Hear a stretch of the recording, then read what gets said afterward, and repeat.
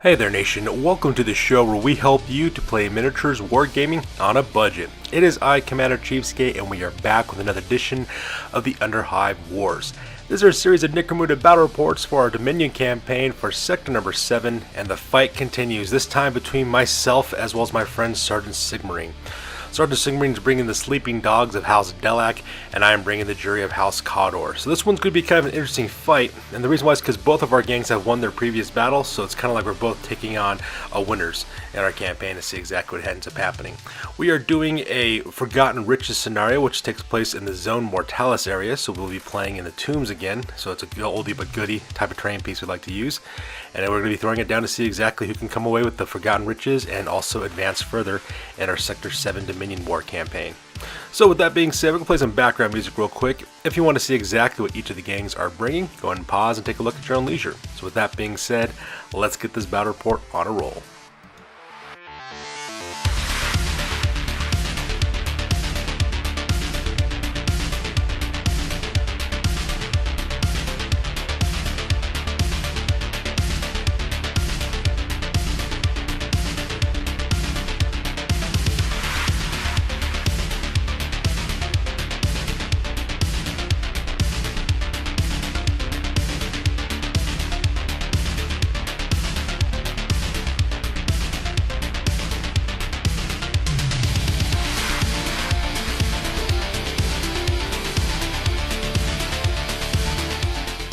Alright, so the scenario rules for this one is called Forgotten Riches. It's taking place in the Zone Mortalis, and as you can see, we're fighting in the Tombs. What ends up happening is that each gang gets anywhere between 5 to 9 fighters for both crews. What ends up happening is you roll 2d6, and whatever your value is how many fighters you get. And you get to choose which fighters end up going for the scenario. In this case, both Sergeant Sigmarine as well as myself rolled 7 fighters, so we have 7 fighters apiece. The objective is to do 2 things. 1, put as many enemy fighters out of action as possible. You get 1 point for each fighter that you take out of action. And also try to carry off as many loot counters as possible, scoring 2 points per loot counter if you bring it back to your deployment zone.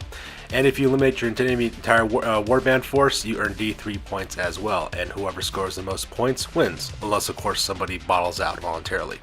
At the same time, if your fighters are not within 8 inches of another friendly model, they do have to worry about a Horrors in the Dark special rule, which means you roll a d6 to see what happens to them. It can be a couple things like they get attacked, or they get bogged down, or their actions are limited because it represents they're fighting some creature that's running around the darkness down here. Now the rewards on this one, there are 5 loot counters spread across the battlefield. The gang earns d6 times 10 credits per loot counter that they manage to capture. When it comes to their experience, each fighter gets +1 experience point to fought for the battle, and the winning gang leader also receives 1 experience point. For reputation, the winner of this one gets 2 points of reputation added, and also both gangs also earn 1 point reputation if they're fighting against each other for the very first time. And since both of our gangs are doing so, we both automatically get a reputation point. However, if any gang bottles out, they lose 1 point of reputation as well. So those are the scenario rules for this one. So the scenario rules over with, let's go and talk about the battle plan real quick. Alright, so here's the entire overhead shot of the battlefield. As you can see, my friend Sergeant Sigmarine and I are playing inside the Tombs. Sergeant Sigmarine is deployed in the lower left-hand corner of the Tombs, while I'm deployed on the far upper right-hand corner of the Tombs. And as you can see, we also have 5 loot counters spread throughout the entirety of the battlefield. We went kind of like a cross pattern when we were putting on our tokens. What ends up happening is that you and your opponent roll a d6 to see who goes first, and what you do is you lay down deployment tokens all across the battlefield. And as you can see, we went kind of like a cross layer. So we have 1 on the very top, 1 on the very bottom, 1 on the left, 1 on the right, and 1 dead set in the center. And then your gang occupies 1 quadrant of the Zone Mortalis that is not occupied by any loot counters. So as you can see, it's pretty straightforward, really. The goal is to snatch and grab as much as you can. So what I'm going to try to do is I'm going to try to control the center of the Tombs as quickly as I possibly can, so that way my friend Sergeant Sigmarine is forced to go to the left as well as the right-hand flanks. At the same time, my plan is to secure the loot counter in the center, as well as in the top center, as well as in the far right-hand center. So that way I control those 3 and kind of limit his to only 2 tokens. My goal here is to not only to secure as many loot counters as I can, but at the same time I'm going to try to destroy my friend Sergeant Sigmaring's forces because I really need the reputation points. I'm kind of like in the middle of our campaign right now, so if I manage to win this one, I'll be able to boost up my campaign totals as well. As for Sergeant Sigmaring, we talked after the battle, his plan was pretty much to do the same, to secure the tokens on the left-hand side as well as the bottom center, as well as to control the center, because that's how we laid out the tokens. So with the battle plan over with, we go directly to deployment. Alright, so starting off with the Sleeping Dogs. Over the left hand side, that's his gang champion Painless Joe, as well as his ganger Ghost, as well as Reckless. Those guys are located on the left hand side. In the center right there, in the corridor, starting from the bottom to the back, that's Mr. Sinister, that's his gang leader's armed with a long rifle. In front of him is Silk, she's a ganger armed with an autogun. In front of her is Mr. Smug, who's armed with a shotgun, and then right in front of them is Noob, who is a juvie, who's armed with an autogun. And that makes the deployment for the Sleeping Dogs on this one. So up next is my deployment area for my jury. In the very back on the top center of the screen, that is Riptor. That's my gang leader who's armed with a long rifle. Right in front of him is Stubber. That is my gang champion who's armed with a heavy stubber. In front of him, that is Jockey, who is a ganger armed with an reclaimed autogun. And right in front of him is, what's his name, Darkside. That's my ganger who's armed with a sawn-off shotgun. And taking point is my other ganger, VR, who's armed with 2 auto pistols. And the reason why I have all 4 of my guys there is because I do have a cult icon for my leaders. And combined with his commanding presence ability, he can activate 4 fighters, so it's pretty cool at that part. And the far right hand side, that is Lemonhead in the back. That is my gang champion who's armed with an autogun, and right in front of him is Mondo, another ganger who's armed with an autogun. Both of them reclaimed autoguns. Actually, I made a mistake on that. Lemonhead is carrying a combo weapon. He's carrying a combination autogun as well as a flamer, so that part's kind of cool. So that makes up my deployment for this one. So with deployment over with, my friend and I both roll off our initiative to see who goes first. Alright, so that takes us directly to the top at turn number 1, and my friend Sergeant Sigmaring managed to take the initiative on this one, so he goes first. And the very first thing he does, he activates his gang leader Mr. Sinister, who then also activates his other 3 members of his gang. That's Noob, his juvie, Mr. Smug, as well as Silk. So what he decides to do is he decides to spend the entire turn having all 4 members of his gang do double movements. He sends Noob up front to enter the center chamber of the tombs, followed by Mr. Smug and Silk, with Mr. Sinister taking up the back. It also makes kind of sense too, because the speed and maneuverability is the name of the game in this scenario, because you're trying to get as many loot counters as possible. At the same time, whoever controls the center of the tombs can also control the flow of battle. So it makes sense that my friend Sergeant Sigmaring goes for that area. And on my side of the table, I pretty much do exactly the same thing. I activate my gang leader Riptor, who also using his commanding presence ability, as well as his cult icon, also activates Stubber, Jockey, Darkside, as well as VR. The first thing I do is I set up VR with a double movement towards the top center of the tombs in order to secure that loot counter, so VR is located there as well. I also send in Darkside right next to him so that way he can protect him with his sawn-off shotgun. Taking point, heading towards the centered area, I have Jockey taking point, followed by Stubber, as well as Riptor taking the back. I'm doing it this way so that way Jockey can either move into the center or move over to the left-hand side of the tombs. Same thing with Stubber, and then I also have Riptor, who can actually watch the back to make sure no one gets shot at, or run in and take cover or be a contingency for any areas that might have trouble. And that pretty much makes up my action phase on this side. Sergeant Sigmaring then activates Painless Joe, his gang champion, who then also activates his ganger Reckless, and they both make a double move moving forward. As you can see, Reckless is taking points, with Painless Joe taking up the rear right behind him to make sure that he's perfectly fine and that he's covered. And for my last part of the action phase, I activate Lemonhead, my gang champion, and then also activates Mondo. I send them both on the double movement towards the loot counter on the far right hand side, with Mondo taking point.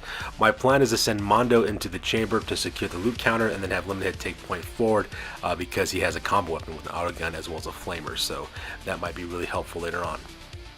And lastly, my friend Sergeant Sigmaring activates Ghost, his ganger, who just spins up a double movement to go right behind Painless Joe. As you can see, Reckless, Painless Joe, and Ghost are moving up the left-hand side of the battlefield to secure that loot counter in the left-hand chamber of the tombs.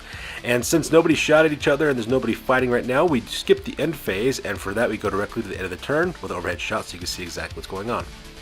So here's an overhead shot at the end of turn number 1, so that way you can see exactly what's going on. Both Sergeant Sigmaring and I are heading towards the center chamber, as well as trying to secure loot counters as quickly as possible. Most of the combat's probably going to take place right there in the center portion of the table, because that's where the main control axis is. At the same time, Sergeant Sigmaring is heading to the left-hand side to secure that loot counter. He hasn't sent anybody down to the bottom center yet, which is kind of interesting. We'll see exactly how it goes in the next turn. Meanwhile, as you can see, my forces, I am kind of moving up conservatively, trying trying to secure the loot counters on the top of the board as well as the far right hand side, and having a 3 little mana assault to move into the center of the table when the time comes. And that pretty much makes up the end of turn number 1. So with the end of turn 1, we go directly to the top at turn 2, and Sergeant Sigmarine and I roll off for initiative to see who goes first. So we go to the top at turn number 2, and I manage to take the initiative on this one. So the very first thing I do is I activate Riptor, who then also uses Commanding Presence ability to activate Darkside, Stubber, as well as Jockey. So the first thing I do is I send in Darkside directly into the center chamber, so that way he could take a pot shot with his Sawdust Shotgun at the Juvie noob, hopefully take him out of action and hopefully cause some damage that way. Right behind him, I move up Riptor to let him support, so that way he can cut loose with his long rifle if he needs to. I then spend a double movement on Jockey as well as Stubber to move them to the left-hand side of the table, so that way they can start taking attacks towards the Delaques coming up the left-hand side, and hopefully secure that left-hand side loot counter as well. And that makes it the first step of my action phase. And in this photo, I cut loose with my sawed-off shotgun directly into Noob. It was kind of a good shot too because I was within short range. I got +2 to hit on that one. Now the only problem with using a sawed-off shotgun for the Cawdor, because to represent the fact that the Cawdor are kind of like the refuse of society, they're like the dregs, and their guns are really well made, and their guns are kind of cheap. I can't use a solid slug shot. All I can really use is scatter shot on this one. Now the nice thing about a sawed-off shotgun, the scatter shot is strength 3, not the typical strength 2, which is kind of nice. And when I rolled a d6 to see exactly what happened to him, I rolled 4 wound rolls. I did manage to wound him once is what I ended up doing, so because that put him out of action, so right now he's laying on the ground just kind of bleeding out with a serious injury roll. I don't because he got seriously injured, he does have to take a cool test, so Sergeant Sigmarine tests for Silk and Mr. Sinister, who passed no problem. However, Mr. Smug fails and he goes up 3 inches to the right hand side seeking cover because he doesn't want to get shot at. So the Juvie is right now down and seriously injured. In reaction, Sergeant Sigmarine then activates his game champion, Painless Joe, who then also activates Ghost. Ghost does a double movement over to the left-hand side to secure the left-hand loot counter. At the same time, he only moves at Painless Joe his normal movement distance because, as you can see, he has a nice catty corner shot hitting straight towards Jockey in that shot. Unfortunately for me, I moved up Jockey too far forward, so that way this could actually happen with the lineup of the shot. Now, because he's partially hidden, my friend Sergeant Sigmarine does have to take penalties to hit against him. But because we're fighting in such close proximity, the plasma gun and during a short range has +2 to hit, so it pretty much mitigates him not being able to hit him with any to hit penalties. So he decides to cut loose with rapid fire on the low setting on his plasma gun. And not only does he manage to hit Jockey, he also manages to hit him twice as well as wound him twice as well, which is pretty devastating. So Jockey is now seriously injured. He is laying on the ground bleeding up, and he's also carrying a flesh wound. To make matters worse for this character, his Ganger Reckless is nearby as well. So if Sergeant Sigmarine then does activate Reckless, excuse me, Reckless can actually charge directly into my character for Jockey and manage to put him out of action with a coup de grace because I have no activated fighters that can go by and support him that part. So that part was absolutely terrifying, and now I'm just realizing that I'm probably going to lose my Ganger in this one. In response, I then activate Lemonhead, who also activates Mondo. Mondo moves directly into the chamber on the right hand side to activate the loot counter. At the same time, I move up Lemonhead for just his normal movement allowance because I don't want the same thing to happen to Lemonhead when it end up happening to Jockey. And that makes it my action phase on this one. Sergeant Sigmarine then activates Reckless, who does a charge forward. He just screams across the battlefield, running directly into Jockey. And because Jockey's laying on the ground and he is defenseless because he's seriously injured, Reckless takes him out with a coup de grace with a gunshot wound to the head, so Jockey goes directly out of action. And because Stubber is so close, Reckless does a follow-through real quick, moving up 3 inches and going directly into Stubber. So now my gang champion is now engaged in close combat with Reckless as well, which will be kind of interesting to see. Stubber is carrying a maul, so because that he does have a close combat attacks. However, Reckless is carrying 2 auto pistols, so because that he has 2 additional attack in close combat. So it'll be kind of interesting to see exactly what happens to them as well. For the last bit of my action phase, I do activate VR, who then also loots the crate. I roll d6, and my strength total and d6 total beats up the toughness of 6. So because of that, the loot crate gets smashed open, and I managed to secure one for myself as well, which is pretty awesome. However, things go for a turn for the worse. Our friend Sort of Sumi then activates his gang leader, Mr. Sinister, who then also activates Silk as well. He can't activate Mr. Smug because Mr. Smug is broken right now and he's kind of taking cover. So you can see Sort of Sumi sends Mr. Sinister directly into the bottom center chamber using a double move in order to get there, so that way he can secure that one. And he also has a normal movement for Silk to move directly into the center chamber, so that way she can open up with her autogun directly into Darkseid. Now, Silk does open up with her autogun, and she does manage to hit Darkseid twice with her autogun, but luckily for me, though, she was unable to wound, so because that Darkseid is pinned, which means that he'll need to spend an action getting back up on his feet again, which is perfectly fine because she's within short range of my sawed-off shotgun, and hopefully I can take her out when the next turn ends up happening. And that pretty much makes it the action phase for turn number 2. So both Sergeant Stingmarine and I both roll off to see for our bottle test to see if anything happens. We both managed to survive our bottle test without any problems, and in the end phase he also recovers Mr. Smug, who managed to get back his nerve, and he's no longer broken. So that way that Ganger can act normally for the rest of the scenario. So that pretty much brings up the end of turn number 2. And here's an overhead shot of the entire battlefield, so that way you can see exactly what's kind of going on for the entire battlefield real quick. So as you can see, Sergeant Stingmarine's forces are kind of spread out. He's sending his forces to the left-hand side to secure that loot counter, as well as the bottom center to secure that loot counter as well. Painless Joe, however, is laying down some nice suppressive fire with that plasma gun, taking out Jockey and sending Reckless into assault. He also has Silk making her assault into the center portion as well, with Mr. Smug recovering on the right-hand side. Me, on the other hand, I am trying to press my advantage forward for the loot counter on the top as well as the right hand side, as well as trying to flank on the right hand side with Lemonhead. I am trying to secure the left hand side, but right now Stubber is engaged in close combat, Riptor is standing in reserve, and poor Darkseid right now is pinned right now because he got hit. And that pretty much makes up the entirety of turn number 2. So with that being said, we go directly to the top of turn number 3 and we roll off for initiative to see who goes first. Alright, so that takes us directly to the top of turn number 3, and I managed to go with the initiative on this one, so that part was kind of nice. So, the first thing I do is activate my Ganger Darkseid. Now, he's not within range of Riptor, so because of that, I can't do a simultaneous activation using Riptor's ability, so because of that, Darkseid's just going on his own. So, Darkseid gets back up on his feet again, he takes aim with a sawed-off shotgun, and he opens up directly onto Silk. So with my sawed-off shotgun, I do manage to hit her, and I also managed to cause 4 wound rolls on that one as well, so that part was kind of cool. However, I only managed to wound her twice. The other one failed to wound, the other one was armor saved by her mesh armor, or flak armor. She rolled a perfect 6 on that one, but I did manage to cause only 2 flesh wounds onto her. So now she is down to toughness 1, which is fine because she's easier to wound, but at the same time though, that's not a good thing because then she can just move as quickly as she can to either assault me and attack me in close combat, or open up that autogun and take out my character with some automatic autogun fire. So things are not looking very good for Darkseid at this point. Sergeant Stingmarine then activates his Ganger Smug. Mr. Smug moves over to the right-hand side with a normal movement phase and aims his shotgun directly at Lemonhead, and he opens up with a solid slug shot directly into Lemonhead's chest. Now, he does manage to hit Lemonhead, which is pretty rough. However, he was unable to wound him at that point, so because that Lemonhead is just pinned right now, laying on the ground face up because he is not wounded, which is pretty good. Now, I do have to spend a turn getting back on his feet again to open up with his combo flamer, but you know, them's the breaks, I suppose, and I'm pretty lucky that way that my Ganger champion didn't get taken out of action. So, fearing for the safety of Darkseid, I then activate Riptor, my gang leader, and using his commanding presence ability, I also activated Stubber as well. So Stubber right now will be doing close combat with Reckless, so we'll talk about that here in a second. But what I decided to do is to move Riptor indirectly into the center chamber using a normal movement, so that way he can open up with his long rifle in order to help out Darkseid because the Delaques are coming in to secure that center chamber.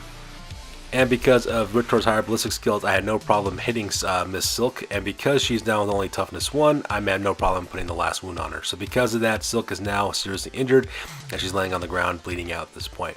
And I got a couple options. I could charge in and finish her off coup de grace style, or hopefully wait to see if she gets out of action during the recovery phase at the end phase. So we'll see exactly what happens there. Meanwhile, across the battlefield, there's a close combat between Stubber as well as Reckless. And as you can see, Stubber had no problem just putting the smackdown onto Reckless as well. I believe I managed to only hit him once, but my maul managed to do the 2 points of damage I was able to do to him, so because of that, he goes directly out of action as well, because he just got his head stowed in by my guy Stubber with his maul. And then once again, my friend Sergeant Sigmund activates Painless Joe, who's like a killer in this one. Since Painless Joe is a champion, he does activate Ghost on the left-hand side. Now, Ghost does try to open up the loot count on the left-hand side for his action, but was failed to do so. However, my friend Sergeant Sigmund then takes Painless Joe, moves up his normal movement allowance directly into the corner of that intersection, aiming his plasma gun directly into Stubber's face, and he cuts loose. And not only does he manage to hit him twice, he also manages to wound him as well, causing 4 damage onto Stubber. So Stubber has to take all 4 of those dice and roll to see exactly what happens to him. I got 2 seriously injured as well as 1 flesh wound, but it didn't really matter because the 4th one came up as out of action. So because of that, I lost 2 members of my gang. Stubber goes directly out of action, and he will need to roll up on his injury table at the end of the scenario to see exactly what happens to him. And Painless Joe, man, he is cleaning house at this point, so it is pretty bad. So with Vengeance in the air, I then activate VR, who is also carrying a loot counter, and he takes a normal movement coming directly out of the top chamber, and he takes his twin auto pistols and opens up onto Painless Joe, which is pretty cool because both those auto pistols have rapid fire abilities. So I use those rapid fire dice in order to hit him, and I managed to hit him and shoot him 4 times. So not only did I manage to hit him 4 times, I also managed to wound him 3 times as well, bringing down his wound total down to 0. And because of that, when I roll for the injuries, I rolled a flesh wound, a seriously injured roll, and then finally the Skull of Doom. I rolled an out of action roll for Painless Joe. So because of that, Painless Joe does go out of action, and he will need to roll up on the surgery injury table to see exactly what happens to him as well. So that part was freaking fantastic as well. Now the only problem is that my friend Sergeant Sungmarine and I have lost 2 members of our gang, so in the end phase it might not be so great for us when we roll for the bottle test. But that was just pretty awesome. Just imagine just VR just running out being like, "You son of a," and just open up with both his auto pistols and taking out Painless Joe for taking out Stubber, which is pretty awesome to see that happen. However, when I opened up with the dice for his rapid fire, I did roll up an ammo roll for one of those, so because of that, he will need to spend an action to reload again because he also rolled a 6 to hit. So because I failed my ammo test for that one, so he will need to reload afterwards, but you know, them's the breaks at this point. Sergeant Sigmund then activates Mr. Sinister, who does manage to crash open one of the loot counters. So because of that, he is now carrying a loot counter now because that loot crate has been taken. So Nate won one of the counters for the sleeping dogs. And at the same time, I then activate Lemonhead, who then gets back up on his feet, who also then takes aim with his combo flamer. I open up with both the autogun as well as the flamer onto Mr. Smug because I want vengeance for my gang members being shot off the table just this last round. Not only do I engulf this guy in a sheet of flame, which automatically hits, but I do suffer a -1 to hit against with my autogun because I'm opening with both weapons at the same time. But that is perfectly fine though because I caused 3 wounds onto this clown, setting him on fire and also shooting him twice with a autogun. Needless to say, Mr. Smug does go out of action as the roll for the injury dice on that part, so net 3 losses for the sleeping dogs. So that part was kind of cool. And I forgot to show the picture of this, but I also activated Mondo, who then also looted the crate that he was going against. He managed to smash it open and take the loot inside as well. And that pretty much makes up turn number 3 for this one. So with the action phase over with, we go directly to the end phase. And the first thing we have to do, of course, during the end phase is to take a roll for bottle test. I do manage to pass my bottle test, however, Sergeant Sungmarine fails his, so because of that, his gang does bottle out, and he also takes -1 to his reputation as a result from that as well. And when he rolled for recovery for Silk, she still rolled a seriously injured, so because of that, she's still laying on the ground, which could prove to be very bad for her, especially if I decide to charge in for with Ritor or with Darkside, and just put a coup de grace on her and take her out of action directly. And as this part that my friend decides to basically just call it quits at this point, he decides to voluntarily bottle out as well. He lost Painless Joe, Mr. Smug, Noob, as well as Reckless, and he doesn't want to lose any more members of his gang, so because of that, the jury automatically went on this one. So with that being said, we go directly to the post game because this battle report is now officially over.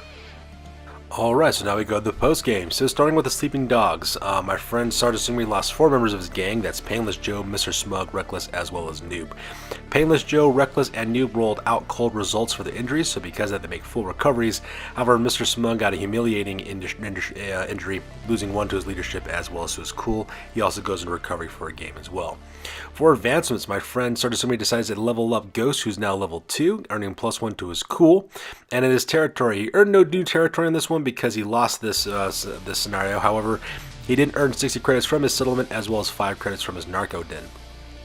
For the merchants, he managed to earn 10 credits from his loot counter, so when combined with the 65 credits for his territory, he has 65 credits from that, and they took the 5 remaining credits from his stash, making a grand total of 80. With those 80 credits, he purchased a grenade launcher for Reckless, getting him for costing him 65 credits for that, and he also purchased mesh armor for Mr. Sinister, his gang leader, for 15 credits as well. He then took Mr. Sinister's flak armor and he gave it to Ghost, so that way Ghost is carrying flak armor as well. For his reputation, he earns 1 point of reputation for facing against the jury for the very first time. However, he loses that point of reputation for bottling out. However, he gets +1 reputation from his settlement, bringing the Sleeping Dogs' total reputation points to 6 reputation. His new record now is at 1 win as well as 1 loss, and his gang rating now is at 1,180 points. For the jury, I did suffer 2 injuries on this one. I lost Stubber as well as Jockey, and when I rolled off for their serious injury, both of them rolled grievous injuries. So because of that, they both go into recovery, which means both those members will not be able to participate in my next battle report. For my advancements, I decided to level up Riptor, giving him the Mentor skill, which is a really awesome skill, because that means now whenever someone gains experience points, or within 6 inches of Riptor, those members take a leadership test. If I pass it, those guys gain an additional experience point, which is really cool. I plan on running Riptor with all of my Juvies now, so that way they can level up really quick. In my territory, I did manage to seize a slag furnace for my new additional territory, so that part's kind of cool. I get D6 times 5 credits from that. I don't get the enhanced boon because the slag furnace is meant for Goliath gang members, so I do have to look out for the Pelago Slam Kings who might want to fight me for that slag furnace. Now for my settlement though, I did recruit a brand new Juve. His name is Johnny, and I also earned 10 credits for my settlement as well. For my old ruins, I managed to earn 30 credits, and for my slag furnace, I earned 25 credits from that. So in total, from the merchants, I earned 65 credits from my territory, and when I cashed in my 4 loot counters, I also earned 80 credits from that as well. When you combine that with the 5 credits from my stash, I ended up with a total of 150 credits. In this one, what I decided to do is I hired a brand new ganger. I named him Sorter, and I gave Sorter Riptor's long rifle, his maul, as well as his drop rig, so that way I have another member with a long rifle. I also purchased Sorter a reclaimed auto pistol as well, so that way he can use that in close combat if he needs to. I then transferred my flak armor from my stash to my new Juvie Johnny, so that way he has some protection. And I also purchased my new Juvie a reclaimed auto pistol as well as a maul as well. And then finally for Riptor, to make sure he has his weapons, I purchased him a bolt gun as well as a chainsword. When I rolled it for my rarity, I rolled a 9, so I figured to go for those weapons. And I took the 5 remaining credits and I decided to put in my stash at that point. For my reputation, I earned 2 points of reputation for winning the scenario. I earned 1 point of reputation for fighting against the Sleeping Dogs for the very first time, and 1 point of reputation from the settlement, bringing my grand total of reputation to 9 points total. My new record now is at 2 wins as well as 0 losses, and my new gang rating is at 1,275 points. So that's good to do for this one, you guys. As always, please feel free to like, comment, and or subscribe. Your guys' input is invaluable to us as always. Also check us out on Instagram, Facebook, as well as blogger.com for all the latest greatest news about our hobby.